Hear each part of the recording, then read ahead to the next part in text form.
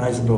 சேட்டாக்கு மதுரை சாப்பாடு ரொம்பவே பிடிச்சிருந்துச்சு. இவர் நம்ம ஃப்ரெண்ட் மலையாள ஆக்டர். இவர் யாருன்னு தெரிஞ்சிருந்தா கமெண்ட்ல சொல்லுங்க. சேட்டாவை ஸ்டேஷன்ல பிக் பண்ணிட்டு மார்னிங் சிம்பிளா ஒரு தோசை காஃபியோட முடிச்சிட்டோம். ஏன்னா மதியம் மரண வேட்டை இருக்கு. கேரளால ஒரு பிக் ஈவெண்ட்ல சேட்டா பார்ட்டிசிபேட் பண்றாரு. அதுக்கு கஸ்டமைஸ் காஸ்டியூம் எல்லாமே நம்ம பீஸ்போக் டிசைனர்ல தான் ரெடி பண்ணி கொடுக்குறோம். ஃபிட் செக் எல்லாமே பார்த்து முடிச்சாச்சு. இன்னைக்கு ஃப்ரைடேனால நாங்கள் ஜும்மா போயிட்டு வந்துட்டோம். போயிட்டு வந்தோன்னே சேட்டா ஒரே இடம் மதுரை கறி சாப்பாடு சாப்பிட்டே ஆகணுன்ட்டு சரின்ட்டு என்னோட ஆல் டைம் ஃபேவரட்டான குன்றத்தூர் மிலிட்ரி ஹோட்டல் கூட்டிட்டு போயாச்சு. டேஸ்ட்டுக்கு கொஞ்சோண்டு மட்டன் பிரியாணி சாப்பிட்டோம். அடுத்து ஒயிட் ரைஸை போட்டு 4 வகை குழம்பு 6 வகை சைடிஷை குழச்சி அடிச்சா சேட்டா ஒரு மாதிரி கேர் ஆகி குஷி ஆயிட்டாப்ல.